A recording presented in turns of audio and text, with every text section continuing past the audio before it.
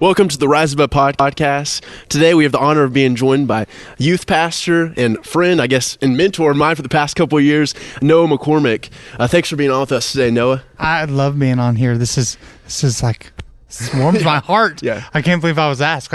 I'm surprised to be considered even. So, yeah, thank you. It's cool to have Noah on since the same place we recorded the last two podcasts is actually where Noah works.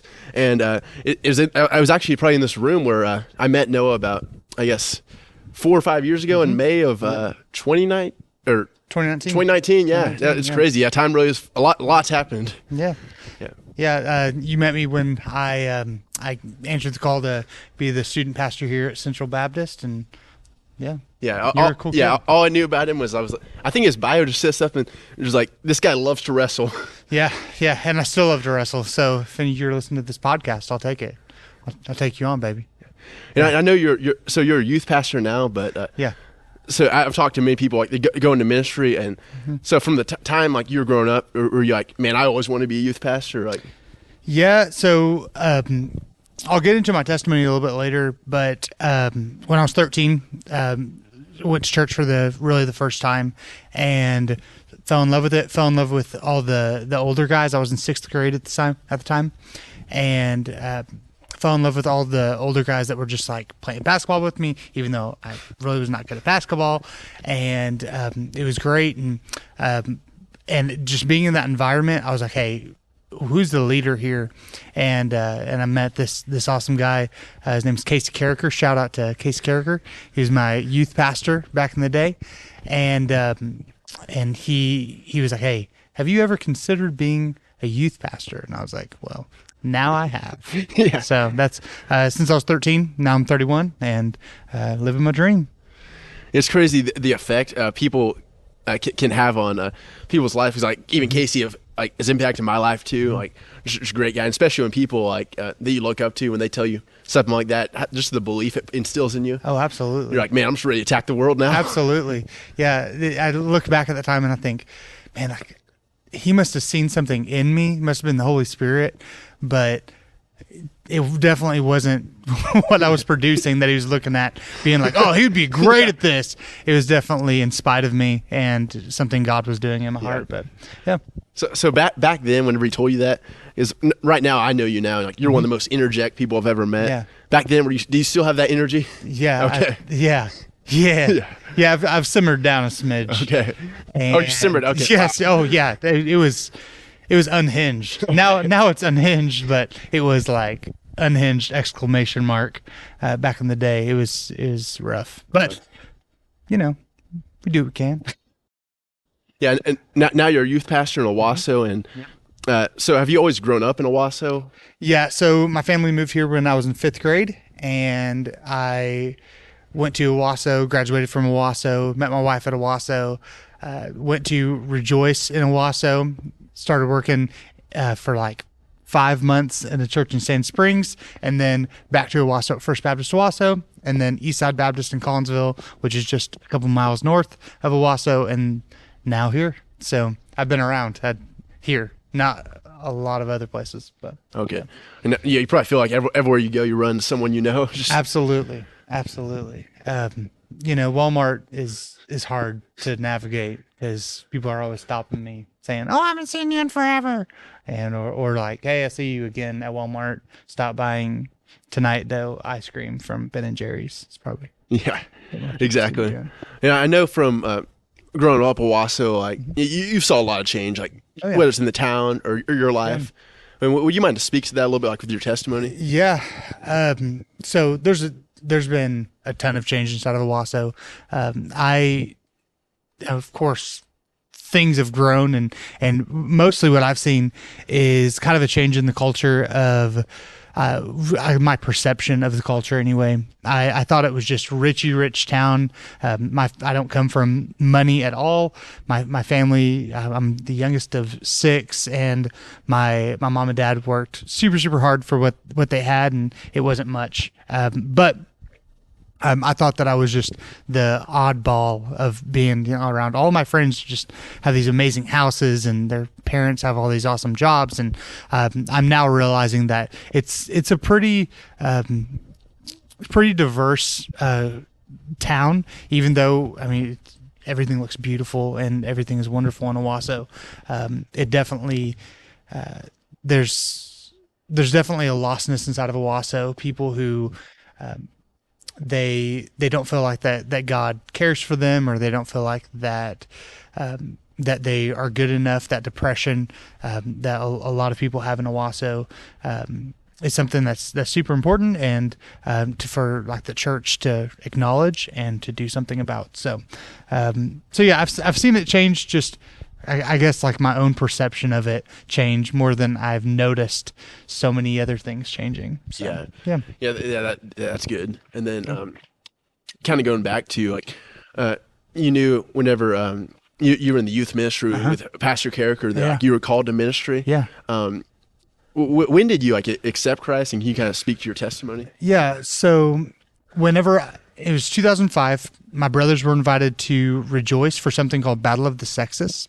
And which seems really cool. It was guys against girls, and it was my first introduction into student ministry. I thought of church as this place where everybody was going to have to dress really, really nice, and there wasn't going to be like a laugh in the place. But I went in, everybody's having fun. There are people playing basketball all over the place, or people wrestling in the corner, which I was like, oh, that's kind of neat. And then there was this awesome gimmick of put girls against guys and see who's the smartest. See, it just showed who's the smarter, who is smarter, who's stronger, who can do the coolest talents, all that kind of stuff. So that was my first interaction. Fell in love with it. Came back the next week, and so on. Somebody paid for me and my brothers to go to church camp that year, and on June 15th, 2005, I realized that all this time I'd lived in this house that the only time we talked about God was to say like fear God, like God, I'm going to put the fear of God in you kind of feeling. And my name is Noah, so everybody had always brought up Noah's Ark, but I knew very little about the Bible. You probably got tired of hearing that. Oh, goodness. Yeah, I didn't really know even that story. I just knew that there was an old guy named Noah with animals on a boat. That's really all I knew. I find it funny how like when you walk in like kids ministries and stuff like that, you see a picture of Noah's Ark, when in reality it's like a really like tragic event. Oh, it was horrible. Yeah. It really should be, murals written or drawn of like people drowning and animals just drowning. It's horrible. That's a bad. Yeah. Anyway, but went to church camp and realized that through all of that, all of the knowledge that I didn't know, I was starting to gain, that there was a very real Jesus that really did love me, and he really did give his life for me, and he defeated death, and I went down and asked God just to change my life, and the rest is kind of history. I went back to my youth group after that, kind of fired up, ready to know Christ and make him known, just do whatever I could for God. And that's when I started to realize, like, it's not only that I'm a Christian and I'm just going to go through the motions, but I want to do this as a career. I want to do this. I want to speak to people. I want to tell people about Jesus. So that's what I started to do. Started to tell people about Jesus, even as a 13, 14-year-old, and haven't stopped. And I made a career out of it. I feel like it happened different than most people. Most people go to school and then they have this like kind of piece of their brain that says, okay, well, I want to make this into a career and I'm going to go be a youth pastor. There's never been an option. It's like, that's what I'm going to do, whether I make enough money or not. Like, that's what God's called me to do. I've called not just to youth ministry, but just to ministry, and youth is something that God has blessed me with being able to speak into their lives and kind of mold people in their minds and their faith as they walk with Jesus. So, yeah. So, something I really picked up from Noah is just like a lot of people like will like put on social media that like they're a Christian, but like when you like walk across them, like you're like, okay, is this person really like, are they really what they live about? And like I'm definitely guilty of that too. But stuff that I picked up from Noah is like, he's a Christian by just how he acts. Like he just got a smile. You don't even have to see him that know he has a smile on his face, and then just how he loves people, like treats everyone the same. Like I heard someone in a sermon the other day say like one of the biggest things people just want when they enter a church is someone to say, I'm glad you're here. And like it's something I've realized from Noah, just like anyone that enters the youth ministry, like you can't avoid Noah. Yeah. Like, now I'm gonna hunt you down. Yeah. That's just how God wired me, and I'm so very thankful for that. People mention a lot, my, whether it's optimism or positivity or excitement or just way too much energy. That's all God given. Whether you are naturally just off the wall and you feel like there's no place for you, or you feel like that you are socially awkward and you don't want to talk to people, man, God has this specific plan for each and every one of everybody. It's not just the positive people that are like me and like Will, that, Will, I love saying hi to Will, because every time I'm like, oh, before he even knows I'm here, I'm going to give him like a, all right, like, hey, Will, like, okay. And he immediately knows because we meet or exceed each other's energy.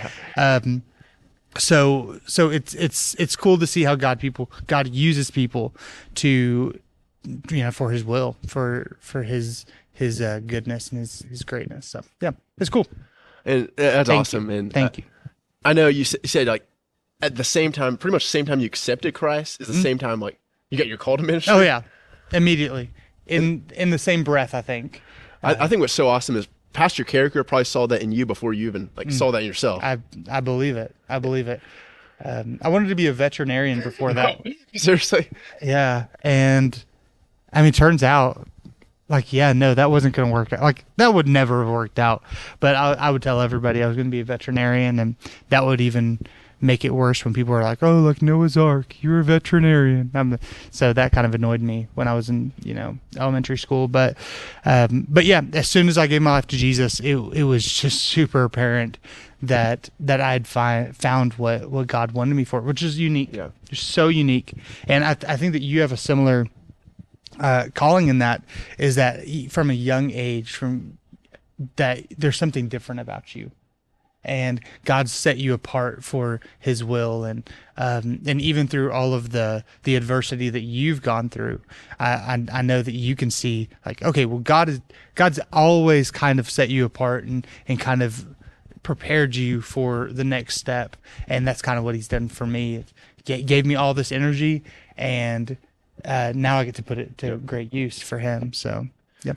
Yeah. So speaking off that, so I know you accepted Christ and everything, and there's a lot of people that are listening to this podcast today that they've accepted Christ, but right now in their life they're kind of like feeling like they're stuck. Like, okay, I know who God is, but like, is he really with me?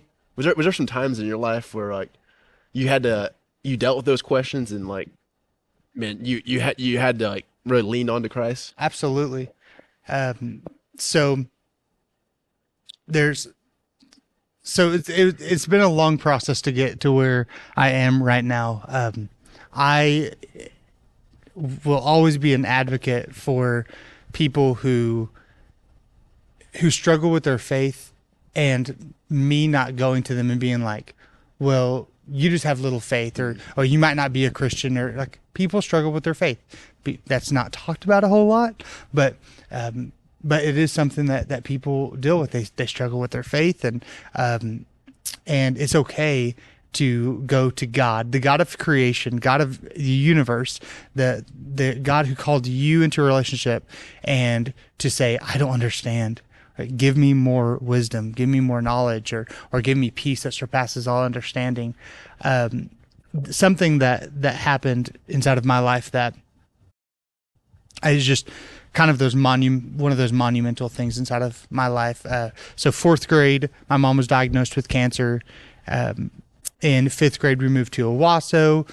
my parents built their first house, and it was wonderful, but the cancer was just way too strong. Medical bills were too bad. We lost our house.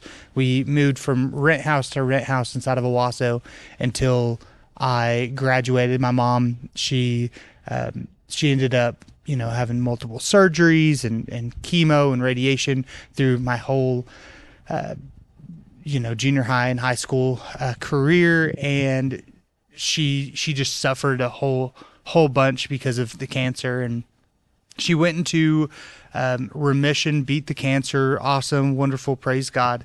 And then it came back when I was about 20. And I'm a mama's boy. Really, really difficult to think about a world without my mom. And living in fear from fourth grade all the way until I graduated, thinking like, was I going to wake up and go to wake up my mom, and she was going to have passed away, and thank God that never happened. That was always the bad scenario in my head. But when I was 20, I got married and all this stuff, but the cancer had come back inside of her body, and it was in her bones, and it was just way too far gone for them to do anything about it. And in 2014, she passed away of cancer and complications with cancer and the treatments and all that. Completely just world-shattering event that I think back on, and I can see where God was with me that entire time. How as soon as I opened up my mouth just to say, God, why would you do this? Why my mom? Why would you have her suffer for all these years and then heal her of cancer, and then all of a sudden she has cancer again, and then she ultimately dies, and I'm only 22. Like when she died, I was only 22 at the time. I was like, why? I'm so young. I needed my mom. I needed my mom to meet my kids and all this kind of stuff. And it was just as soon as I opened my mouth to kind of say that to God, it was this peace that surpasses all understanding. It was this understanding that God had something special in store for me, and it was that peace, it was that love that I can't explain. In my senior year, I just told myself, I'm going to learn a verse, and it's kind of like a New Year's resolution type of thing. I'm going to learn a verse, and I'm going to say it every single day. And it was Colossians 3:2, set your mind on things above, not on earthly things, for you know you've died, and now you're hidden with Christ in God. And I really tied that to my heart. I still hold on to it today. And during that time where I lost my mom, I had also lost what I thought was my dream ministry job.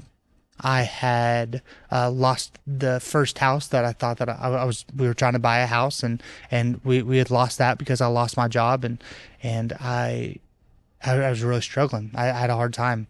And in the last few churches I've been in, I've experienced that ministry can be messy sometimes, and 2014 felt like the messiest. But God really, he held me close. I felt like that his presence was with me. And even though all these horrible things had happened, that God was going to bring me through it. And he did. And I'm not happy that my mom passed away. I'm not happy that I lost what I thought was my dream job. I'm not happy that I didn't get the house that I wanted. I'm not happy at all that stuff, but I'm stronger for that stuff. God taught me things through that stuff. To be at Central is, man, I don't want to elevate it higher than it should be, but it's only by God that I'm here. The house that we're in right now, it's only by God that we're there. My relationship with my wife is so very strong because of 2014, a year after being married. All these horrible things happened, and we have this strong marriage now because we're like, okay, nothing can happen that's going to shake us more than what's already happened. So we're each other's best friends, and we love God, and we love God the same amount that we put him first. So There's a lot of things. There's onions to peeling away the layers of an onion to get to the whole story. But that's the Spark Notes version, where God showed me that even through adversity, man, He's there with me. He's there to hold on to me and keep me safe and lead me. That's so cool, and I think so many people can look to that right there of when your mom passed away, didn't get exactly the house you wanted, like everything just seemed like it was falling down. Yeah, and like everyone in one aspect or another can look to their own life, no matter how much they have or how much they don't have, and say, okay, when I turn my life over to Christ, like that's truly how you be fulfilled, because there's so many people in this world, and I know we're all guilty of it at times, that think, oh, if I just get that, or for students, if I just go to that school, graduate from there, then I'll be able to do this. But the reality is, if we keep chasing what's next, then we're going to keep like living with worry, fear of the unknown, because we truly don't know. But like you said, that's why, just like it says in Colossians 3 verse 2, like the only way we'll find fulfillment is by seeking what is above, not on what the exterior things around us, or even the interior things on, oh, can I do this, or can I be able to conquer whatever it is? But and would you say that plays a big part of your why every day? Oh, absolutely. Yeah.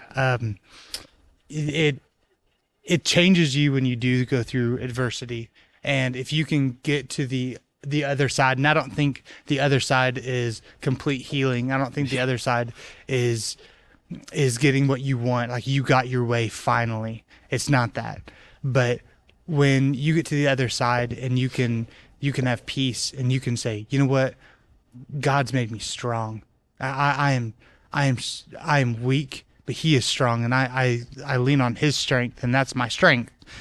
When you see that, I think all the other things it doesn't matter as much. Homes and jobs and people, like we fade away. Things fade, money fades. God is strong, and He is close, and His word is alive, and setting your mind on things above, not on earthly things, reminds you of that. And that's, that is my why. I wake up every day and I think, you know what, it doesn't matter what happens, I'm going to be okay. God's going to take care of me. He's got me to this moment, and He's going to get me through this moment. Like, just for example, this last week, Caitlin and I, my wife, we've kind of been looking at each other like, what is going on? Our heater went out, both our cars went out. We've got these trees by our house that we love. The only trees that we actually liked in our yard that the electric company didn't like, I guess. So they cut them down. So we're like, what is going on here? Like, why do people hate us so much? Why do our cars hate us so much? Why? But that's just a little bit of adversity, and it points our eyes back to Christ and on what is really important. God's kept us well fed and warm for so long. He's kept us safe, and he's given us grace and mercy and forgiveness. So we cling to that, and that really does help us. So yeah, I heard about like, obviously I knew about your story and like some hardships you faced in your life, but something God's kind of revealed to me about you recently is like, sure, maybe you face hardships that like no one wanted to happen to you, or maybe stuff that's going on right now, like obviously no one wants to happen. But I think something cool about God is He puts like certain people, like, or He doesn't put people through trials, but like some things happen to people and like you question God. Yeah. But I look at your life and I think, okay, there's two types of people. There's the type of person that's a giver, the type of person that's a taker. And when you're a taker, sure, you might accomplish a lot in life. You might gain a lot of things. But the reality is, when you die, none of that matters. But when you're a giver, there's so many people that when you die are going to be able to look at your life and say, man, what if I to be like that person. No matter what I have or don't have, man, they impacted me in such a positive way. They made me feel welcome, loved. They showed me that no matter what's going on, man, I can always have hope. So that's one of the biggest things I've been encouraged by you. And I think you truly exemplify that. What it means to be a giver, not a taker. Thank you. It is definitely, yes. Thank you so very much. Thank you so very much. God is really good to me, and also the calling that I have on my life. I do take that very seriously. Being a pastor and pastoring people, shepherding people, is a weight, and that weight gives me enough check every single day to say, hey, people are looking at you. Do you want to be, and this is just me personally, do you want to be of weak faith, or do you want to be strong in your faith? Do you want to be a man after God's own heart, or do you want to be adequate? Now, I want to be a man after God's own heart. I want my son to say, not that his dad was God, but his dad was a man of God. And I want these students that come to the student ministry to not say, goodness gracious, Noah's perfect, because I'm not, and they know I'm not. But I do want them to say, okay, Noah's pointing us in the direction of the person he actually follows. That you can see inside of Noah's life that he does daily pray and he does read his Bible, but also he spends time with God. He also spends time thinking about God and praying and asking God questions, and people can see through my example that I follow God, not just in my words. So it's all mindset. The mind is so strong, and it pushes us, and some people struggle to see the mindset portion. God will help you with that. I ask God all the time when I'm not strong enough, just to give me strength to be strong for my family, for my job, for myself. Yeah, that's awesome. And there's good. What's kind of like you'll have so many kids come through your youth ministry, whether it's like they just walk in one time, or whether they start when they're sixth grade and all the way through high school. If you could have them like remember one thing, like when they leave your youth ministry, that they remember when they were in this ministry, like what would it be? It would definitely be to serve as Jesus served, to live as Jesus lived, and to love as Jesus loved. Simple way of refocusing our lives daily. We can look at that through Colossians 3:2. Set your mind on things above, not on earthly things. We can look at that through understanding David's Psalm and Psalm 23, saying, that he is with us, and he guides us, and he leads us places, and he restores our soul. He does all of these things. You can see that inside of that, but for me, the piece of the puzzle is when we focus on Jesus and we say, okay, everything else stripped away. Like if I'm going to have a mentor, if I'm going to hang on anyone's words, it's the words of Christ. It's understanding what Jesus said and why he said it, and that he meant it for us as well, not just the people that he was around. So yeah, that's what I would say, to focus on Jesus and to let him guide you in your speech, life, love, faith, and purity. Yeah, I think that points exactly towards a verse that I've been having to repeat a lot recently, in James 1, verses 2-4, which says, consider it pure joy when you face trials of any kinds, because the testing of your faith produces perseverance. Then the end of it says, let perseverance finish its race so you may be complete and lacking nothing. And I think the only way we fully understand that is by, as you've mentioned, Colossians 3:2, by putting our mind on things above, absolutely, not on things of this earth. Absolutely. And that is exactly what I keep thinking of when I think of what you've said, talking about your life and like the hardships, but how you still found hope even throughout it, and how you're still able to find hope every single day by knowing that I'm obviously like, it might be easier to say than actually like think at times, but truly like, no matter what, Jesus is enough. Absolutely. And, you know, that can be one of the hardest things to comprehend in life. But for everyone listening today, whether it's coach, athlete, teacher, whatever walk of life you're in, Noah, what's a like message you would have for someone that like feels like they just can't rise above? Like no matter what they try to do, it just seems like they just keep running into trial after trial, or they're just stuck. I would say that in our weakness, he is strong. And man, I've been doing this for years of mentoring people, counseling people. I'm supposed to have all of the answers to everything. And something that never changes is this kind of scenario of people who they say, I want to rest and have the peace that surpasses all understanding. I want this understanding that God's going to get me through it. But sometimes I just don't feel like that. Sometimes I'm running, like I keep hitting a wall. And my biggest advice for that is that when you seek God, it doesn't always click like so easy, instantaneously, and it does sometimes. But sometimes we struggle with our faith, and we don't know kind of where to go. We kind of feel like we're in this fog, and God sees above that fog.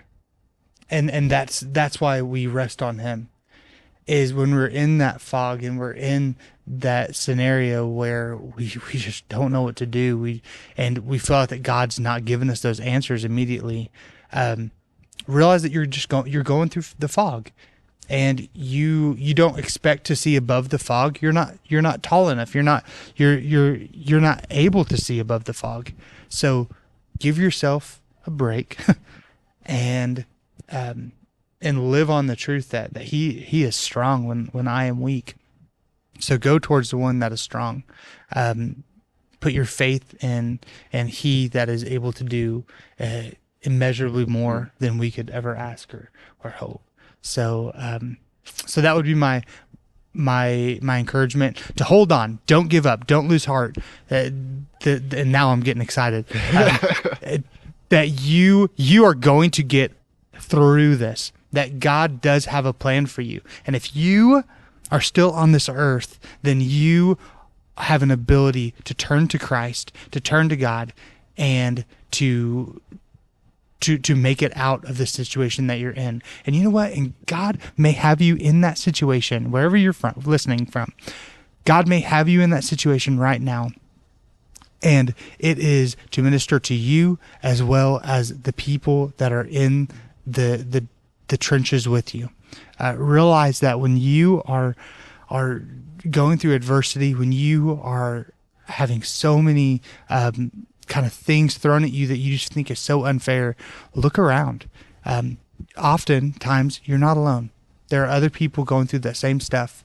And if you can bring the name Jesus into whatever situation, whether that's camaraderie with other people who don't know Christ, or those who do know Christ, it doesn't matter.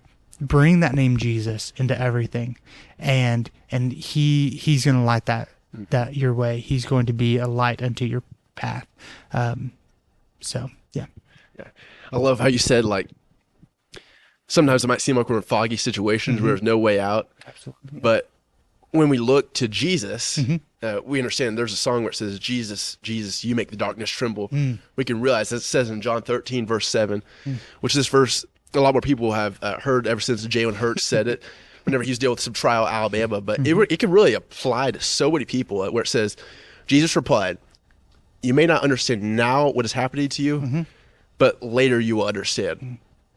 And how we understand is by going to Jesus. Absolutely. No matter if times are good, times are bad, and it seems like it can be so hard sometimes.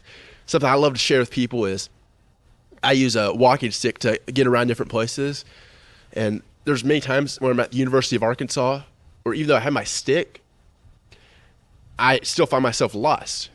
But in those times, the best thing that helps me is FaceTiming a friend, because he's able to show me where I'm at, where I need to go, and to find my way back. Absolutely. And what I've realized is that is so much like our relationship with Christ and our life in general. There's times, like Noah said, we will feel stuck, like there's fog all around us, but the reality is we might not always be able to see, but what we can always do is call on the one who can see, like as Noah said. Yeah. And I mean, Jesus is always there for us, no matter what the situation is. Just as Noah shared, like through the adversity, through good times, bad times, whatever it is, I mean, Jesus is always enough. And we can't thank you enough for being on with us today, Noah. Well, thank you. Thank you. It's an honor. And know that you can tune into the Rise Above podcast on any platform you listen to podcasts on, or on social media as we post every week. Our new episodes will be coming out on Instagram. And know that no matter the storm that you face in life, whether it's this week or 20 years down the road, that you can always find a way, even when there is no way, when you put your trust in Jesus, to know that you can always rise above. We will catch you guys next week.